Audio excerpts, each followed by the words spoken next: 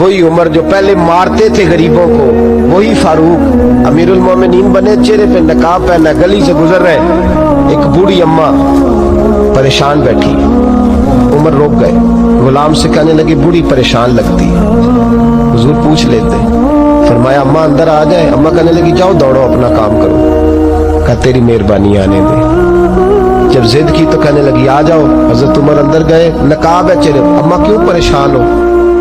کہنے لگی عمر سے بڑی شکایت۔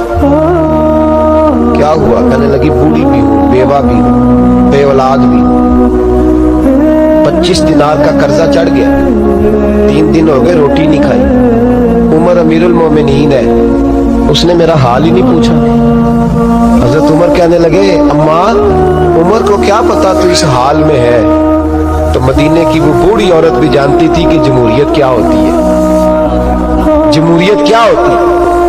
اماں عمر کو کیا پتا کہ تو اس حال میں ہے؟ تو وہ اماں بولی، کہنے لگی کیا کہا تم نے؟ عمر کو پتا نہیں؟ تو عمر کو جا کے میرا پیغام دے دو کہ حکومت چھوڑ دے، اس کے حوالے کرے جو غریبوں کا پتہ رکھ سکتا ہے، نہ ادھر ادھر کی تو بات کر، یہ بتا کہ قافلہ کیوں لٹا؟ مجھے رہزنوں سے غرض نہیں، تیری رہبری کا سوال ہے۔ تو بہانہ کر کے سائیڈ پہ ہو گیا، بول، تو پتہ رکھ نہیں سکتا تو کیوں حکومت کرتا ہے؟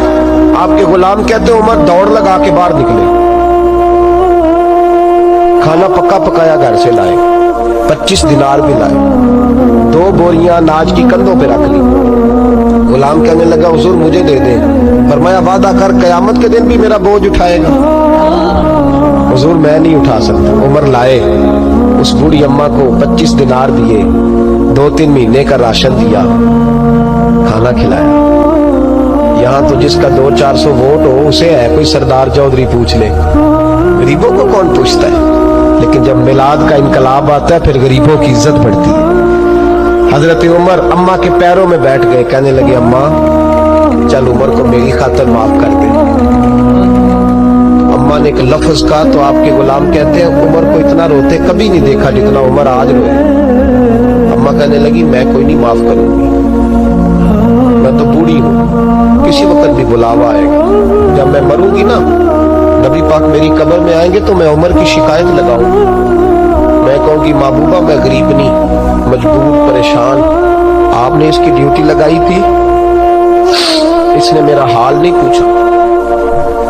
آپ کے غلام کہتے ہیں عمر اس طرح روتے جیسے بچہ بلک کے روتا۔ کہنے لگے اماں اس طرح نہ کرنا، عمر بڑا کمزور ہے، بڑا کمزور ہے، وہ یہ شکایت نہ لگانا، عمر بڑا ماڑا ہے، حضور کا سامنا نہیں کر سکے۔ اماں کہنے لگی نہیں، میرا دکھ ہی بڑا ہے، میں عمر کی شکایت لگاؤں گی۔ حضرت فاروق اعظم منت کرنے لگے تو بوڑھی کہنے لگی چل تیری خاطر عمر کو معاف کیا۔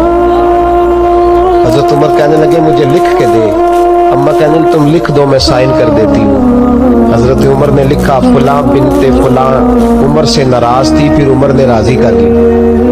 وہ اماں دستخط کرنے ہی لگی تھی کہ مولا علی شیر خدا آ گئے، حضرت عبداللہ ابن مسعود آ گئے رضی اللہ تعالی